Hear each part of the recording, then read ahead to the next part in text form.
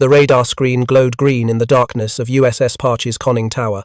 It was 3:32 in the morning on July 31st, 1944, and Commander Lawson Patterson Ramage stood on the bridge of his submarine, staring at what every doctrine manual said he should not do. Before him, stretched across the Luzon Strait between Formosa and the Philippines, lay convoy Mi-11, 23 Japanese ships carrying troops, ammunition, and fuel oil toward the crumbling southern front. The night was black, moonless, a kind of darkness that swallowed ships whole. Behind him, below deck, his crew waited at battle stations. Ahead, the enemy sailed in neat columns, unaware that a predator had surfaced in their midst. Ramage made his decision. He would not dive. He would not fire from the safe, invisible depths where submarines belonged. He would stay on the surface, drive directly into the center of that convoy, and fight at point-blank range with 19 torpedoes and whatever time luck would give him. It was precisely the kind of attack that could get him court-martialed or killed. Every regulation, every lesson hammered into submarine officers since Pearl Harbor said the same thing. Attack from below, stay hidden, survive to fight another day.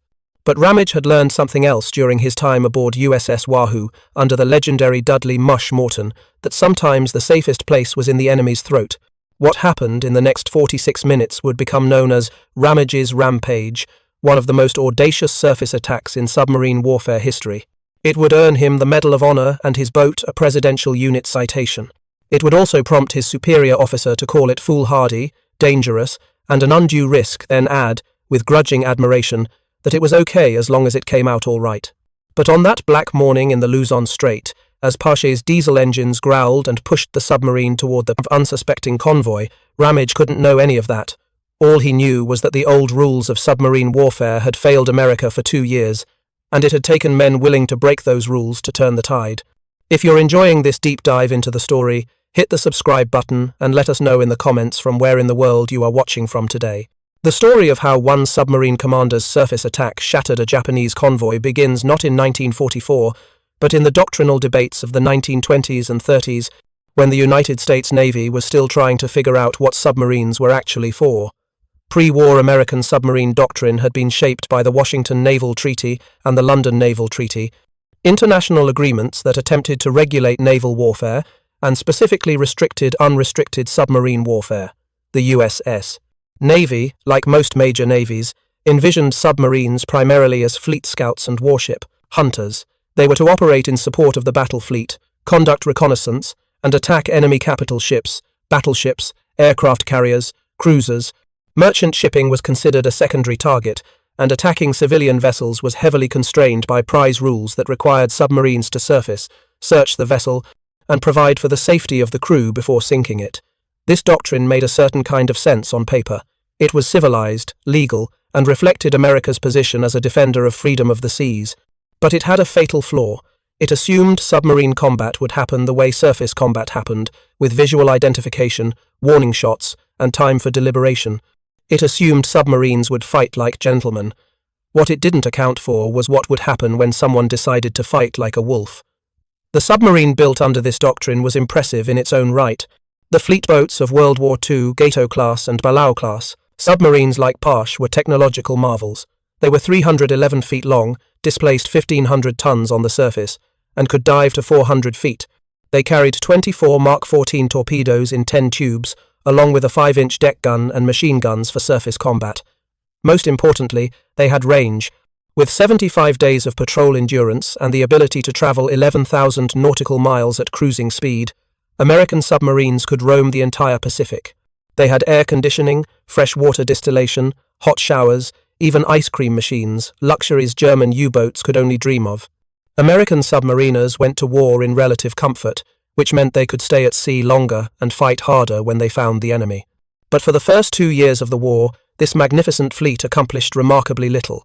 The problem wasn't the boats or the men, it was the doctrine and the weapons. Submarine commanders had been trained to be cautious, to attack from depth using sonar, to stay hidden at all costs. They'd been told that submarines were easily detected from the air, that they had to remain deeply submerged to survive. Many skippers approached combat as if they were still in peacetime exercises, where caution was rewarded and aggression was penalized. The few who attacked aggressively ran into an even worse problem. Their torpedoes didn't work. The Mark 14 torpedo, America's primary submarine weapon, had never been properly tested before the war. In the Depression-era Navy, torpedoes were too expensive to waste on realistic tests. So the Mark 14 went to war with multiple critical defects. Its magnetic exploder often detonated prematurely or not at all. Its contact exploder frequently failed on direct hits, the firing pin shattering instead of triggering the warhead. Most devastatingly, the torpedo ran 11 feet deeper than set, meaning shots aimed at a ship's waterline passed harmlessly underneath. Submarine after submarine returned from patrol with stories of perfect attacks that resulted in nothing but wasted torpedoes and angry, frustrated crews. The Bureau of Ordnance, rather than investigating these complaints, blamed the submarine commanders. They called them bad shots, questioned their competence, suggested they were making excuses for their failures. It took until late 1943 for all the torpedo problems to be identified and fixed, 2 years during which American submarines sank far fewer Japanese ships than they should have. In 1942, US submarines sank only 180 merchant ships.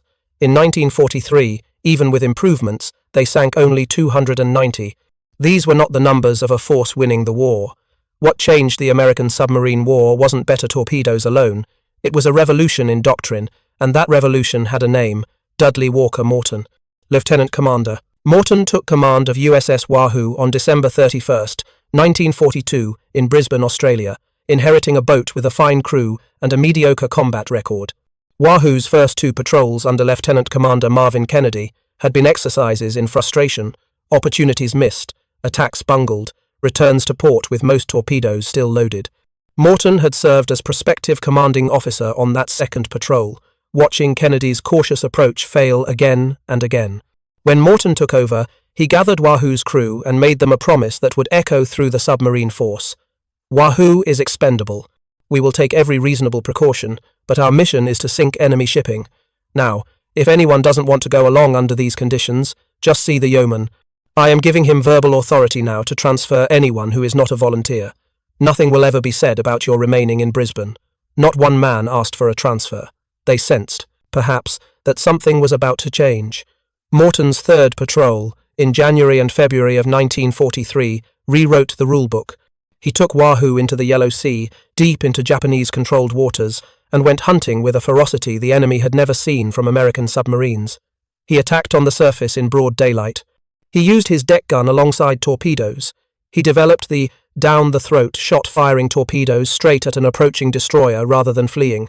He penetrated Wewak Harbour in New Guinea, a heavily defended anchorage, and sank ships at point-blank range while Japanese depth charges exploded around him. Most revolutionarily, he reversed the traditional roles in the conning tower. Morton stayed at the plotting table, calculating angles and distances, while his executive officer, Lieutenant Richard O'Kane, manned the periscope. This allowed Morton to fight the boat like a quarterback calling plays, while O'Kane provided the real-time reconnaissance. It was unorthodox, it violated standard procedure, and it was devastatingly effective.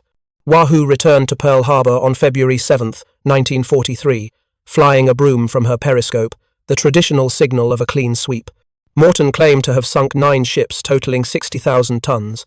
Post-war analysis would revise this to 7 ships, but the exact numbers mattered less than the psychological impact. Here was proof that submarines could be aggressive, could take the fight to the enemy, could win decisively. Morton became a hero overnight. His tactics were studied, discussed, and debated. Some older commanders thought he was reckless, that his luck would run out. They were right about the luck, but wrong about the tactics. Morton would complete 5 war patrols on Wahoo, sinking 19 ships before Wahoo was lost with all hands in October 1943, attempting to exit the Sea of Japan through La Perouse Strait. But by then, he'd already changed the war. Among those who learned from Morton was Lieutenant Richard O'Kane, Wahoo's executive officer for 5 patrols. O'Kane would go on to command USS Tang and become the most successful submarine commander in American history, sinking 33 ships for over 116,000 tons. But there was another officer who absorbed Morton's lessons, someone who'd never served on Wahoo, but who studied every patrol report, who understood that the old cautious doctrine had to die if America was going to win the Pacific War. His name was Lawson Patterson Ramage, and in 1943 he was given command of a brand new Balao-class submarine named USS Pache. Ramage was 35 years old when he took command, a Naval Academy graduate who'd spent years on surface ships before qualifying for submarines. He'd overcome a wrestling injury that damaged his right eye to pass the submarine physical determination that would define his command style. He was nicknamed Red for his hair color, and those who served under him remember a quiet intensity, a man who didn't raise his voice but whose orders carried absolute authority. He wasn't flamboyant like Morton, didn't make grand speeches or cultivate a larger-than-life personality, but he shared Morton's fundamental insight that submarine warfare was about aggression, about pressing the attack, about refusing to give the enemy time to organize a defense. Pache was commissioned on November 20th, 1943, at Portsmouth Naval Shipyard in Kittery, Maine. She was everything the pre-war submarine designers had hoped for: 311 feet of sleek predator, capable of 20 knots on the surface and 9 knots submerged, armed with 10 torpedo tubes and carrying 24 Mark 14 torpedoes. By the time Pache entered service, the torpedo problems had largely been fixed. The magnetic exploder had been disabled, the depth-keeping issue resolved, the contact exploder redesigned. American submarines finally had weapons that worked.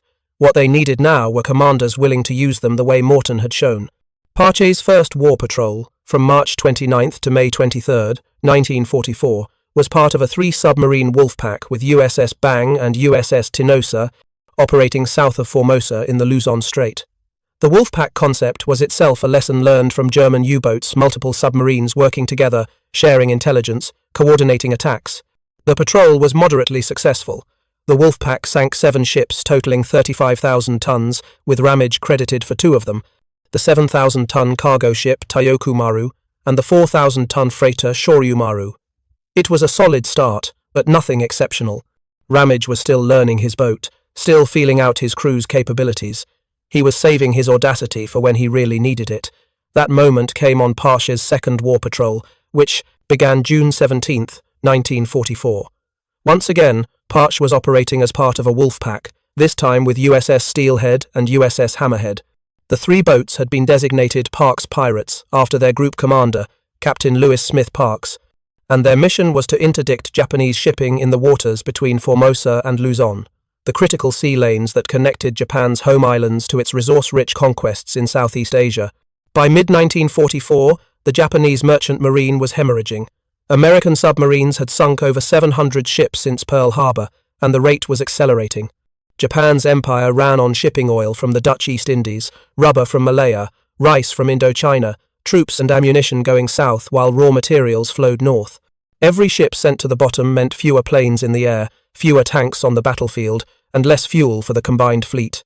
But the Japanese still had ships, and they still had to move them. Convoy Mi-11 was one of those necessary movements. 23 vessels departing Moji in southern Japan on July 28, 1944, bound for Miri on the coast of Borneo. The convoy included 6 tankers: Koei Maru, Taketoyo Maru, Shichiyo Maru, Ayagumo Maru, Harima Maru, and Ogura Maru No. 1. It included cargo ships and troop ships: Fuso Maru, Ayayuki Maru, Yoshino Maru, Miho Maru, Inoshima Maru, Manko Maru, Hachijin Maru, Dakar Maru, Teiritsu Maru, Fukuju Maru, and Banshu Maru, No. 16. The escorts included destroyer Shiokaze, escort ship Shimushu, minesweepers W-38 and W-39, submarine chaser CH-55, and auxiliary gunboat Kazan Maru. Together, these ships carried over 200,000 tons of capacity fuel oil desperately needed in the southern theater, troops to reinforce garrisons, ammunition to replace stocks depleted by American advances. The Japanese Navy knew the Luzon Strait was dangerous. American submarines prowled these waters constantly, guided by broken Japanese codes that allowed US intelligence to plot convoy routes in near real time. The Maru Code, the crypto system Japan used to route merchant ships, had been broken in January 1943. Daily position reports from Japanese convoys were being read by American codebreakers almost as soon as they were transmitted. Submarine commanders received messages with precise information: convoy composition, course, speed, estimated time of arrival at waypoints. The era of blind searching was over. Now it was just a matter of getting into position and executing the attack. On July 29th, at 10:30 in the morning, USS Steelhead was off the coast of Formosa when her radar operator picked up smoke on the horizon. Commander David Welchel ordered the boat to track at maximum surface speed, staying just out of visual range, watching the convoy's course and speed. He couldn't attack immediately. The convoy was still too heavily escorted, the sea state too calm, the daylight too bright. Japanese aircraft flew overhead in patterns, and any submarine caught on the surface would be bombed before it could dive. So Welchel did what Morton had taught the submarine force to do. He maintained contact, reported the convoy's position and heading, and waited for darkness. At 8:15 that evening, as the sun set and the Pacific darkened, Steelhead sent out a message on the Wolfpack frequency. Convoy spotted, 23 ships with escorts. Course 180, speed 9 knots, Luzon Strait, northwest of Cape Mayfair. The message reached Parsh and Hammerhead within minutes. Ramage was approximately 50 nautical miles away. He ordered flank speed 17 knots on the surface, pushing Parsh's diesel engines to their limits. The race was on. By midnight on July 30th, Parche had caught up, her radar picking up the massive radar return of 23 ships steaming in formation. Hammerhead was still trailing, delayed by mechanical issues and misunderstood contact reports. It would be just Steelhead and Parsh for this attack, 2 submarines against an entire convoy. Ramage and Welchel coordinated by radio, planning their approach. They would attack from opposite sides of the convoy, creating confusion, forcing the escorts to divide their attention. They would stay on the surface to maximize speed and allow for rapid torpedo reloads. And they would press close, not firing from long range where torpedoes might miss, but from point-blank range where every shot counted. At 3:32 in the morning on July 31st, Steelhead struck first. 6 torpedoes leaped from her bow tubes, racing toward the darkened shapes of the convoy. 2 hit Koe Maru, a 10,000-ton tanker, blowing massive holes in her hull. Another 2 hit Dakar Maru, a 7,000-ton freighter. Then Steelhead spun and fired 4 stern torpedoes as Japanese signal. Flares lit up the night. The flares cast an eerie red glow across the water, silhouetting the submarines for anyone watching. The convoy erupted in chaos. Ships began making emergency turns, horns blaring, escorts racing toward the attack bearing. Steelhead dove deep, rigging for depth charges, while on the surface, closing fast from the opposite side of the convoy, Lawson Ramage watched the fireworks and prepared to make his move. Parche was 3 miles out when the first explosions lit the horizon. Ramage stood on the bridge, gripping the steel railing, feeling the deck vibrate beneath his feet as the diesels drove the submarine forward at maximum speed. Around him stood his junior officer on the deck, Lieutenant Ed Rauscher, the quartermaster, and several lookouts scanning for aircraft or approaching escorts. Below, in the conning tower, was signalman second-class Cortland Chet Stanton at the helm, a young sailor with an uncanny ability to anticipate orders before they were generously given. In the control room, the fire control team worked their mechanical calculating machines, plotting angles, ranges, torpedo spreads. Throughout the boat, men waited at their stations, torpedomen in the forward and aft rooms standing by to load, engineers monitoring the straining diesels, radiomen listening for emergency signals. Everyone knew this would be different from their first patrol. Everyone could feel the electricity in the air, the sense that Ramage was about to do something extraordinary. The convoy was in full panic now. Steelhead's attack had shattered the neat columns. Ships were turning independently, some toward the perceived threat, others away, creating a confused mass of steel and wake. The escort's destroyer Shiokaze and the others were racing around the perimeter, hunting for the submarine that had struck. No one was looking the other way. No one expected a second submarine to be charging toward them from the opposite direction at full speed on the surface. At 3:55 a.m., Ramage gave the order, "Battle station surface, load all the tubes." Then, instead of ordering the dive, instead of seeking the safety of the deep where submarines belonged, he said the words that would define the next 46 minutes. "We're going in on the surface. All ahead, full."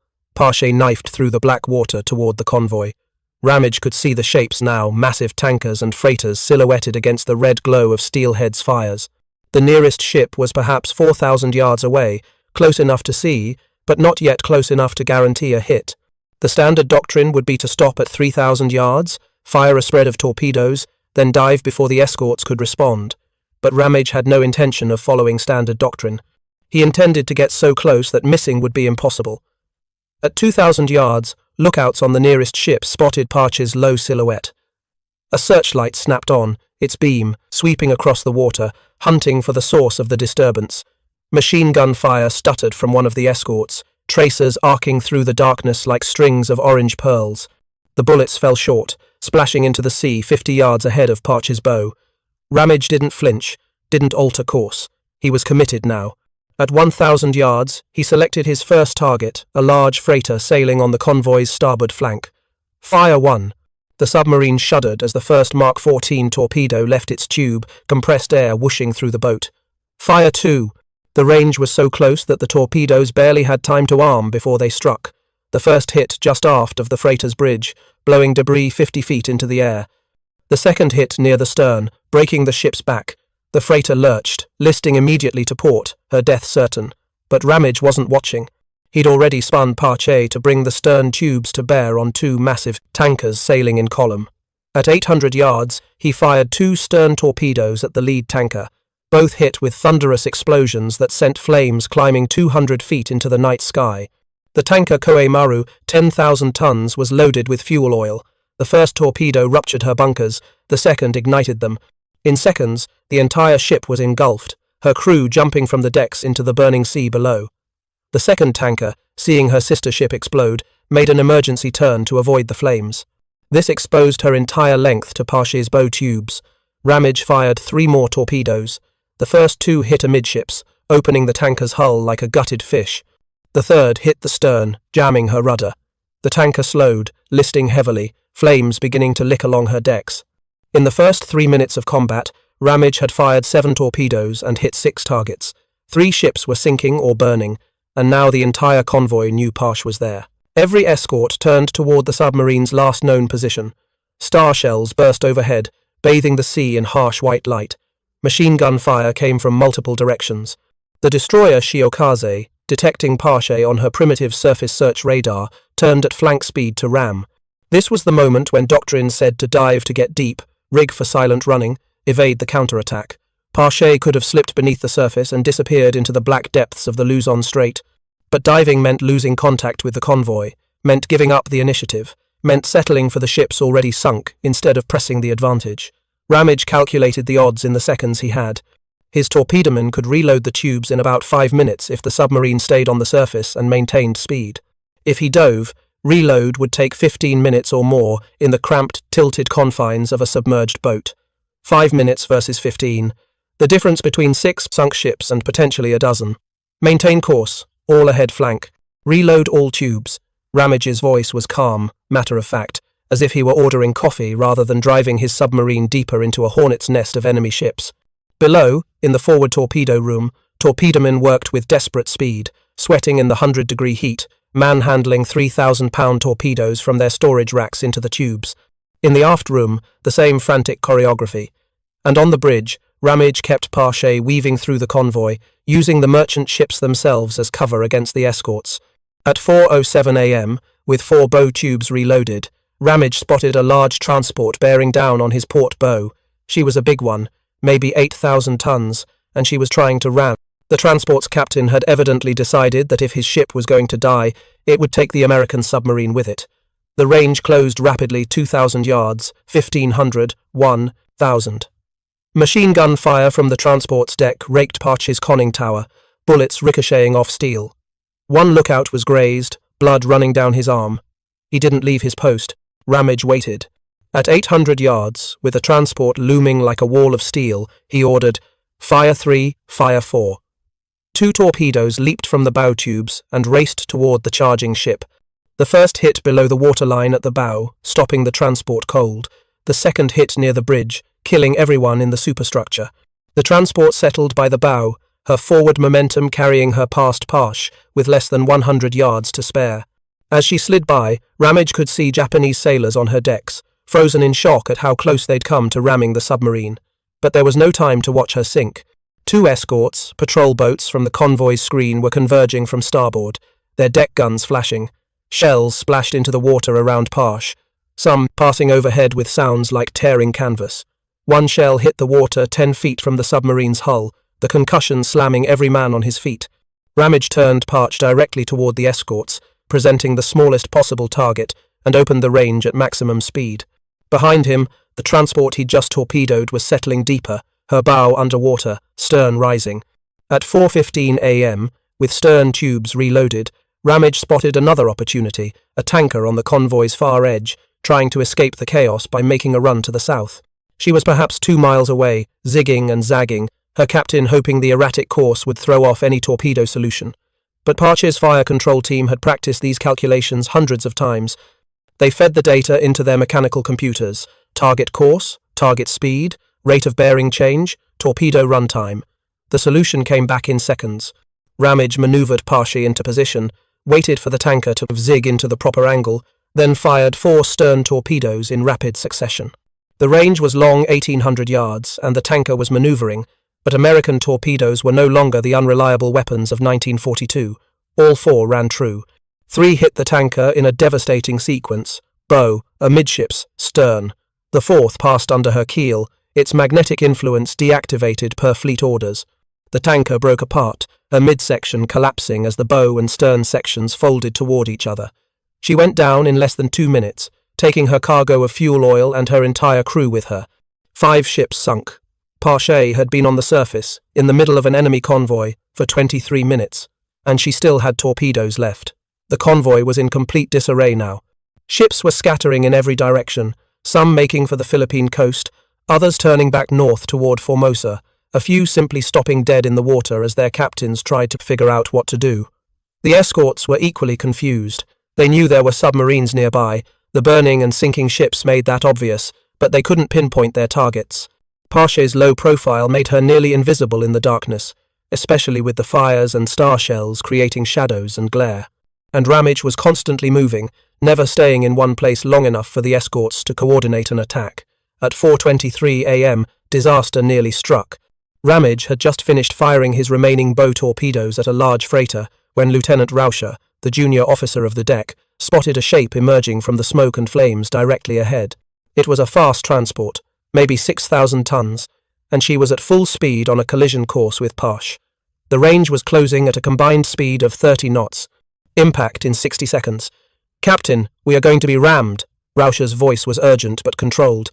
Ramage looked up, saw the transport's bow wave, calculated angles and speeds. The standard response would be to dive immediately below negative, flood the tanks, get underwater before impact.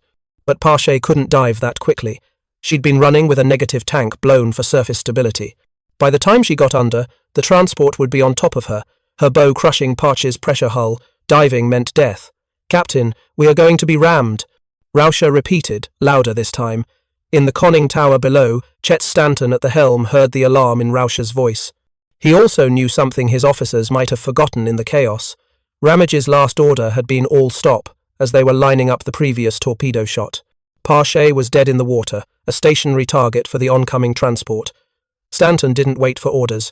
He rang up all-ahead flank on the engine order telegraph. The diesel engines, still warm and ready, roared to full power.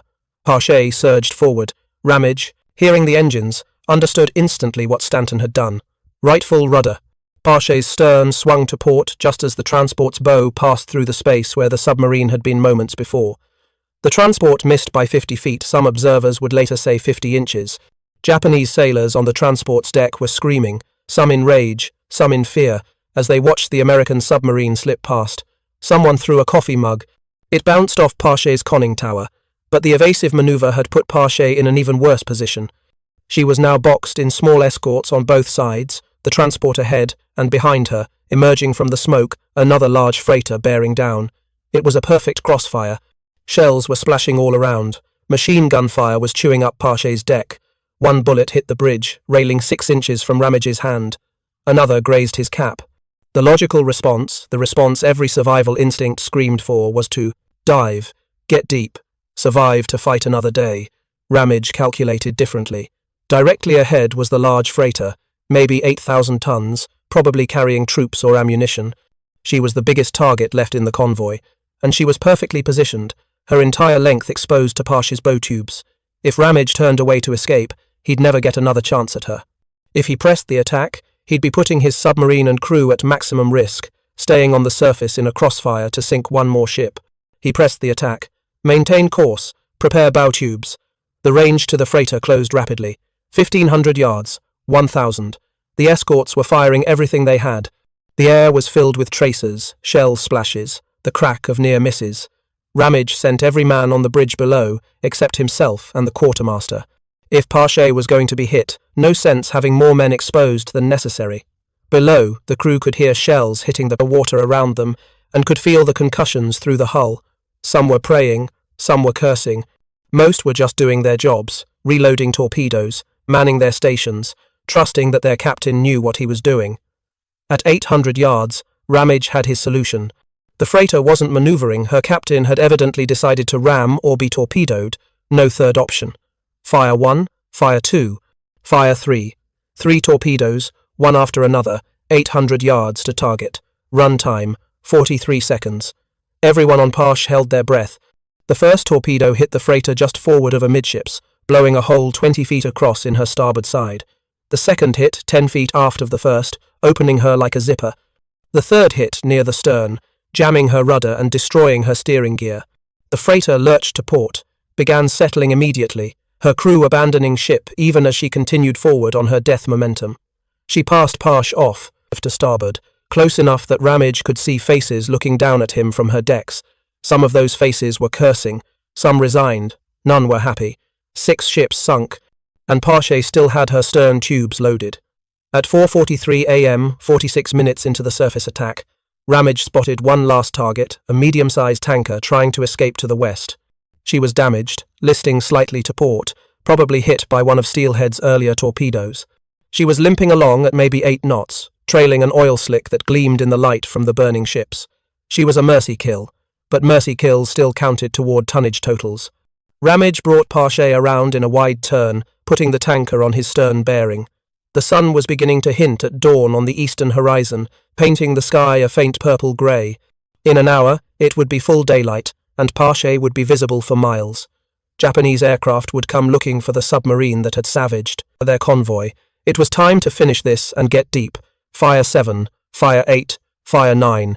3 torpedoes, the last 3 aboard, chasing after the wounded tanker. 2 hits. The tanker exploded, her cargo of oil igniting in a massive fireball that could be seen from 30 miles away. She went down in less than a minute. Dive! Dive! Dive! Ramage finally gave the order every submariner had been waiting for. The diving alarm sounded, a harsh, a hooga that echoed through the boat. Men scrambled down hatches. Vents opened, air roared out, seawater flooded into ballast tanks. Parche's bow tilted down, her deck going under, her conning tower disappearing beneath the surface. In 90 seconds, she was at periscope depth, still moving forward, putting distance between herself and the chaos she'd left behind. In 3 minutes, she was at 200 feet, angling deeper, rigging for silent running as the escorts above began their search patterns. In 46 minutes of surface combat, Lawson Ramage had transformed his submarine from hunter to hunted and back again multiple times. He'd sunk 6 ships. Post-war analysis would confirm the tanker Koei Maru at 10,238 tons, the cargo ship Manko Maru at 4,471 tons, and 4 others for a combined total of over 25,000 tons sunk by Parche alone. Steelhead had sunk 4 more, including the large transport Fuso Maru, with over 2,000 Japanese troops aboard. Between them, the 2 submarines had destroyed 10 of convoy Mi-11's 23 ships and damaged at least 2 others. Several thousand Japanese soldiers, sailors, and civilian crew had died. Thousands more floated in the water of the Balintang Channel, waiting for rescue that might not come. Parche suffered no casualties. Not a single man was seriously injured despite the hundreds of shells and thousands of bullets fired at her. The submarine had a few dents, some scraped paint, and a bullet hole through the bridge railing. That was all. It was almost miraculous, or it was the result of Ramage's tactical genius in using the convoy's own ships as cover, staying in motion, presenting the hardest possible target while maintaining his attack. If you find this story engaging, please take a moment to subscribe and enable notifications. It helps us continue producing in-depth content like this. USS Steelhead and USS Parche broke contact with the convoy's remnants as dawn broke on July 31st. They stayed submerged all day, running deep and quiet while Japanese aircraft searched overhead and surface escorts dropped depth charges on phantom contacts. That evening, after dark, both submarines surfaced to charge batteries and send their action reports. The messages reached Pearl Harbor within hours. Submarine Force Headquarters was stunned. 2 submarines, 1 night, 10 ships sunk. It was the kind of result the entire submarine force had been trying to achieve for 2 years. When Parche arrived at Pearl Harbor on August 16th, she was greeted as a conquering hero. Commodore Merrill Comstock, commander of Submarine Division 2, came aboard personally to read Ramage's patrol report. The report was clinical, factual, matter-of-fact Ramage. described the attack as if it were a training exercise rather than a 46-minute deathmatch. Comstock finished reading, looked up at Ramage, and said words that would become legendary in the submarine force. This was foolhardy, very dangerous, and an undue risk. But I guess it's okay as long as it came out all right. You got away with it, but don't do it again. It was both a commendation and a warning. Comstock recognized that Ramage had achieved something extraordinary, but he also recognized that surface attacks like this could easily go wrong. One shell in the wrong place, one torpedo malfunction at a critical moment, one escort that managed to ram, and Pache would have been lost with all her hands. The line between heroism and suicide was measured in feet and seconds. Ramage had walked that line perfectly, but that didn't mean the Navy wanted other commanders to try the same thing. Nevertheless, the recommendations went up the chain of command. Pache was awarded a Presidential Unit Citation for her first 2 patrols, specifically citing the July 31st action. Commander Lawson Patterson Ramage was recommended for the Medal of Honor, the highest military decoration the United States could bestow. On January 10, 1945, President Franklin Delano Roosevelt personally presented Ramage with the medal in a ceremony at the White House. Ramage accepted it on behalf of his entire crew, later creating special certificates for every officer and enlisted man who'd served aboard Pache that night, stating that each of them had an equal share in the award. The Medal of Honor citation captured the essence of what Ramage had done, for conspicuous gallantry and intrepidity at the risk of his life above and beyond the call of duty as commanding officer of the USS Pache in a pre-dawn attack on a Japanese convoy, 31 July 1944, boldly penetrating the screen of a heavily escorted convoy. Commander Ramage launched a perilous surface attack by delivering a crippling stern shot into a freighter and quickly following up with a series of bow and stern torpedoes to sink the leading tanker and damage the second one. Exposed by the light of bursting flares and bravely defiant of terrific shellfire passing close overhead, he struck again, sinking a transport by 2 forward reloads. In the mounting fury of fire from the damaged and sinking tanker, he calmly ordered his men below, remaining on the bridge to fight it out with an enemy now disorganized and confused. Swift to act as a fast transport closed into ram, Commander Ramage daringly swung the stern of the speeding Pache as she crossed the bow of the onrushing ship, clearing but less than 50 feet, but placing his submarine in a deadly crossfire from escorts on all sides, and with the transport dead ahead. Undaunted, he sent 3 smashing down the throatbow shots to stop the target, then scored a killing hit as a climax to 46 minutes of violent action with the Pache, and her valiant fighting company retiring victorious and unscathed. But the story of Ramage's surface attack is not just about one man or one boat. It's about the transformation of American submarine warfare from a cautious, defensive posture to an aggressive, war-winning strategy. By mid-1944, American submarines had become the most effective anti-shipping force in the Pacific. They were sinking Japanese merchant ships faster than Japan could replace them. In 1944 alone, U.S. submarines sank over 600 merchant ships, totaling over 2.4 million tons, more than the combined total of the previous 2 years. The Japanese economy was being strangled by the American submarine blockade. This transformation didn't happen by accident. It happened because commanders like Dudley Morton showed that aggressive tactics worked, that submarines didn't have to hide, that attacking on the surface gave advantages in speed and reloading that often outweighed the increased risk of detection. It happened because men like Richard O'Kane and Lawson Ramage studied those tactics, refined them, and executed them with precision. It happened because the submarine force leadership, men like Admiral Charles Lockwood, supported their aggressive commanders, even when those commanders broke the rules and violated peacetime doctrine. The irony is that this aggressive American submarine doctrine was, in many ways, illegal under international law. The London Naval Treaty of 1930 had required submarines to follow prize rules when attacking merchant ships' surface, search, and provide for the safety of crew and passengers. But on December 7, 1941, 6 hours after Pearl Harbor, Chief of Naval Operations Admiral Harold Stark sent a message to all Pacific commanders: execute unrestricted air and submarine warfare against Japan. With those words, the United States abandoned the legal constraints it had championed for decades. American submarines would sink Japanese merchant ships without warning, without surfacing, without concern for survivors. It was the same unrestricted submarine warfare that Germany had practiced in World War I and that America had condemned. The difference now was that America was on the giving end rather than the receiving end. This created an ethical tension that submarine commanders dealt with in different ways. Some, like Morton, embraced the ruthlessness completely. arguing that every Japanese soldier saved from drowning would kill American soldiers later. Others maintained a more measured approach, attacking ships without mercy but not deliberately targeting survivors. In the water, Ramage fell into the latter category. He would sink ships without hesitation, but he didn't hunt survivors. When Parche's crew fished Japanese sailors out of the water for intelligence purposes, Ramage treated them according to Geneva Convention protocols, even as those same protocols were being violated by the very nature of his mission. The Japanese, for their part, followed an even more counterproductive doctrine. Japanese submarines focused almost exclusively on warships, aircraft carriers, battleships, cruisers. They largely ignored the thousands of Allied merchant ships that supplied American forces across the Pacific. This made a certain kind of sense from a traditional naval warfare perspective.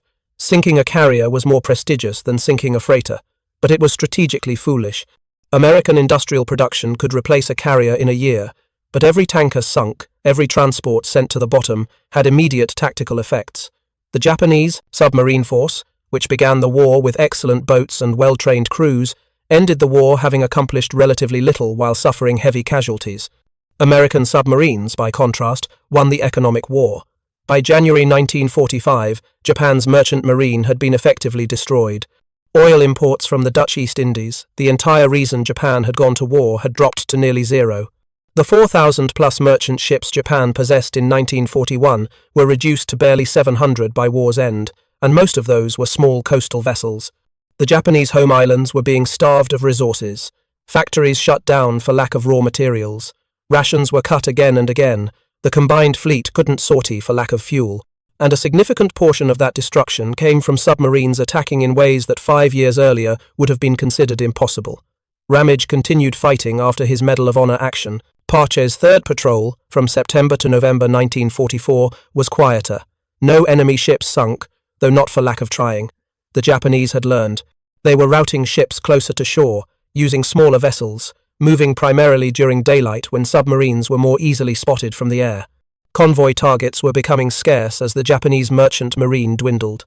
Parche's subsequent patrols under different commanders in 1945 saw some success, but nothing approaching the fury of that July night. Ramage himself moved on to staff positions, eventually rising to vice admiral.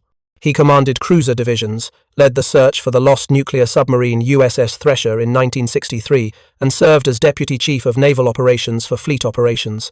He retired in 1966 after 35 years of service. He died in 1990 at age 81, having lived long enough to see the submarine force he'd helped revolutionize become the nuclear-powered behemoth of the Cold War. But his legacy isn't measured in rank or years of service. It's measured in that 46-minute window on July 31st, 1944, when he took every lesson Dudley Morton had taught the submarine force and executed it with near-perfect precision. He proved that aggressive surface attacks could work, that submarines could fight like wolves rather than sharks, that pressing the attack at close range with rapid reloads was often safer than cautious long-range shots followed by deep dives. His tactics and the tactics of commanders like him shortened the Pacific War by months, maybe years. Every ship sunk was one less ship supplying Japanese forces, one less tanker bringing fuel for kamikaze attacks, one less transport carrying troops to defend the islands. American Marines would have to assault. The submarine force that emerged from World War II bore little resemblance to the one that entered it. In December 1941, American submarines operated under restrictive doctrine, fought with defective weapons, and achieved minimal results. By August 1945, they had sunk 56% of all Japanese merchant ships lost in the war, over 1,200 vessels, totaling 5 million tons.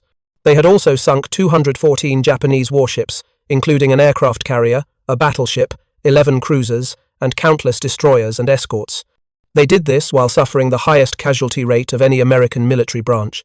52 submarines lost, 3,500 submariners dead, a loss rate of about 20%. But they won their war completely and decisively, and they won it by doing exactly what the title suggests, by making surface attacks that pre-war doctrine said were illegal, or at least inadvisable, by charging into the middle of convoys rather than attacking from the periphery, by staying on the surface when every instinct said to dive, by pressing attacks to point-blank range where missing was impossible but so was escape if things went wrong. These tactics were dangerous, unorthodox, and contrary to everything submarine commanders had been taught. They were also devastatingly effective. Lawson Ramage didn't invent surface attack tactics. That credit belongs to men like Dudley Morton and the aggressive commanders of early 1943 who proved the concept worked.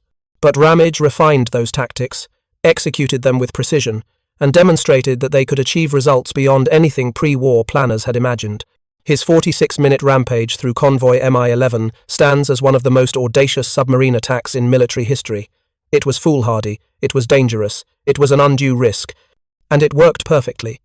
In the conning tower of USS Parche, now preserved as a memorial at Pearl Harbor, visitors can see the periscope Ramage used that night, the controls his helmsman Chet Stanton operated, the torpedo firing panel where his weapons officer launched 19 torpedoes in 46 minutes. They're just pieces of metal and glass now, silent witnesses to a night when everything doctrine said should have killed Parche instead resulted in her greatest victory. The lesson of that night transcends submarine warfare. It's about knowing when rules need to be broken, when doctrine needs to be violated, when the safest course is actually the most dangerous one. It's about calculated aggression, not recklessness, but the kind of tactical audacity that recognizes opportunity and seizes it regardless of risk. The Japanese convoy captain who watched Parche slip away into the darkness that morning probably never understood what had happened. One moment his convoy was steaming peacefully through the Luzon Strait. The next, ships were exploding in every direction. The chaos, the confusion, the sheer audacity of a submarine staying on the surface throughout the attack it was, beyond his frame of reference, beyond anything his training had prepared him for. By the time the sun rose on July 31st, 10 of his 23 ships were gone, thousands of his men were dead or swimming, and the American submarine that had caused it all had vanished like a ghost. That's what aggressive submarine warfare looked like when executed by a master. Not the slow, cautious, by-the-book approach of early war patrols, but a furious, relentless assault that gave the enemy no time to react, no space to organize a defense, no mercy. Ramage learned from Morton, O'Kane learned from Morton, and through them, the entire submarine force learned that the old rules didn't apply in the Pacific War. The side that adapted fastest, that abandoned failed doctrine in favor of tactics that actually worked, would win. And America's submarine force did adapt, did evolve, and did win its part of the war completely. On that August morning in 1944, when Parche returned to Pearl Harbor, Ramage stood on the bridge watching the submarine base approach. Behind him were 2 war patrols, 13 enemy ships sunk, and 46 minutes of combat that would define his career. Ahead of him was a Medal of Honor ceremony, a career in the Navy's senior ranks, and a place in submarine warfare history. But at that moment, as Parche's crew lined up on deck in their dress whites and the bass band played welcoming music, he was probably just relieved to be alive. He'd gambled everything on an attack doctrine that common sense said couldn't work. He'd won the gamble, and he'd proven that sometimes the most illegal, inadvisable, and dangerous course of action is also the most effective. The destroyers that would later be named in honor of men like Dudley Morton and Richard O'Kane are testaments to the submarine force's debt to these aggressive commanders. But no ship was named for Lawson Ramage, perhaps because he survived the war, perhaps because Medal of Honor recipients who live don't get the same memorial treatment as those who die. But his legacy lives on in every submarine commander who studies his tactics, in every aggressive approach to combat, in every decision to press the attack, rather than playing it safe. Ramage's rampage through convoy Mi-11 was a masterclass in submarine warfare, and its lessons remain relevant wherever submarines operate. The sun rose over the Pacific on July 31st, 1944, illuminating a sea littered with wreckage, burning oil, and the flotsam of destroyed ships. Somewhere below that debris field, USS Parche ran silent at 300 feet, her crew finally able to breathe, to laugh, to process what they'd just survived. And in the waters around Parche, convoy Mi-11 survivors clung to wreckage and boats, waiting for rescue, trying to understand how one submarine had destroyed half their convoy in less than an hour. The answer was simple, though they'd never know it. They'd encountered a commander who understood that sometimes the most effective tactic is the one nobody expects, the one that breaks every rule, the one that should get you killed but instead wins the battle. They'd encountered Lawson Red Ramage, and he'd just taught them a lesson in submarine warfare they'd never forget. Thank you for watching. For more detailed historical breakdowns, check out the other videos on your screen now, and don't forget to subscribe.